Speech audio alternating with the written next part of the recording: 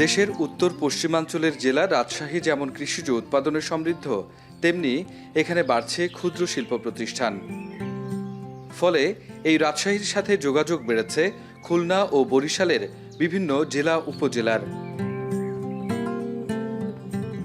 রাজশাহীর বানেশ্বর থেকে এই পথ গেছে বাঘা হয়ে পাবনার ঈশ্বরদী ও রূপপুরে। ৫৫ কিলোমিটারের এই পথ গেল বছর ৬৪৪ কোটি টাকা ব্যয়ে ১৮ থেকে ৩৪ ফুটে বাড়ানো হয়, যে কারণে যোগাযোগ সহজ হয়েছে চারঘাট, বাঘা, লালপুর, ঈশ্বরদী উপজেলার লাখো মানুষের। এ পথেই চাঁপাইনবাবগঞ্জের সোনা মসজিদ স্থলবন্দরের পণ্যবাহী শত শত ট্রাক সহজেই পৌঁছে যাচ্ছে কুষ্টিয়া, ঝিনাইদহ, মেহেরপুর, চুয়াডাঙ্গা, মাগুরা সহ দক্ষিণ পশ্চিমাঞ্চলের বিভিন্ন এলাকায়। ফলে কমেছে প্রায় ২০ কিলোমিটার পথ। আর এতে জ্বালানি ও খরচ কমেছে বলে জানান ব্যবসায়ীরা। আর এই রাস্তা হওয়ার পর থেকে আমার প্রচুর সুবিধা হয়েছে। খুলনা, বরিশাল আমরা এই রোড দিয়ে প্রচুর যাতায়াত করি। রোগীদের জন্য সুবিধা হয়েছে, কারণ আপনাদের কুষ্টিয়া, খুলনা, পাবনা সব রোগীগুলা অ্যাম্বুলেন্স করে রাজশাহী মেডিকেল, যেহেতু রাজশাহী মেডিকেল কলেজ অনেক বড়।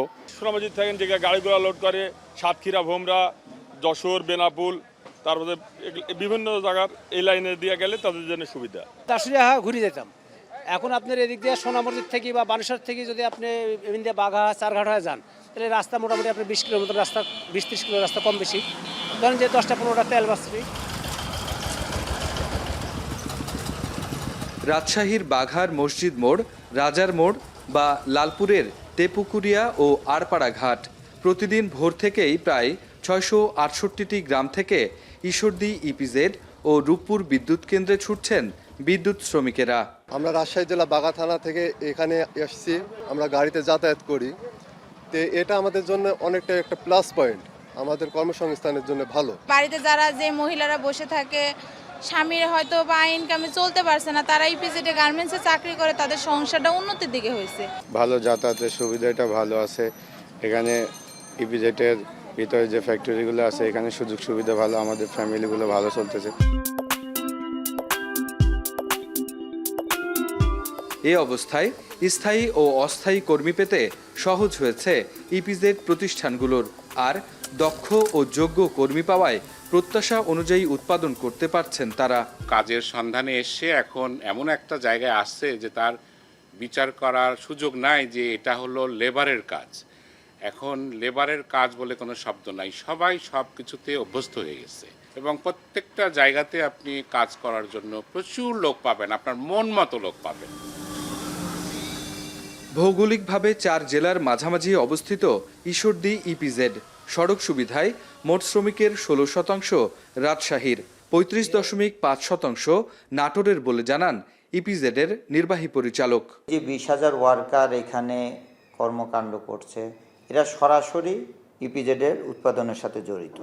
এই অঞ্চলে অর্থনৈতিক কর্মকাণ্ডে ঈশ্বরদী ইপিজেড সরাসরি যদিও ২০,০০০ ওয়ার্কারকে এ পর্যন্ত কর্মসংস্থানের সুযোগ করতে পেরেছে, কিন্তু পরোক্ষভাবে চিন্তা করলে এর অবদান অনেক ব্যাপক। ঈশ্বরদী ইপিজেডে চলমান ২০টি ইন্ডাস্ট্রির পাশাপাশি উৎপাদনের জন্য নির্মাণ প্রস্তুতির কাজ শেষ করেছে আরও ১৪টি প্রতিষ্ঠান। তাতে আগামী বছরের মধ্যে আরও ১০,০০০ শ্রমিকের কাজের সুযোগ হবে এই ইপিজেডে।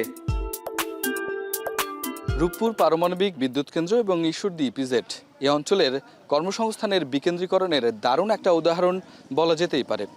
একই সাথে এ অঞ্চলের ভৌগোলিক গুরুত্ব বিবেচনা করে দেশের উত্তর পশ্চিম এবং দক্ষিণ পশ্চিম অঞ্চলে যদি নতুন কোনো শিল্প অঞ্চল গড়ে তোলা যায় এবং পাশাপাশি কৃষিভিত্তিক ইপিজেড করা যায়, তবে বাড়বে এ অঞ্চলের কর্মসংস্থান। একই সাথে অনানুষ্ঠানিক নানা অর্থনৈতিক উৎসও তৈরি হবে এ অঞ্চলে। রাকিবুল হাসান, এখন, পাবনা।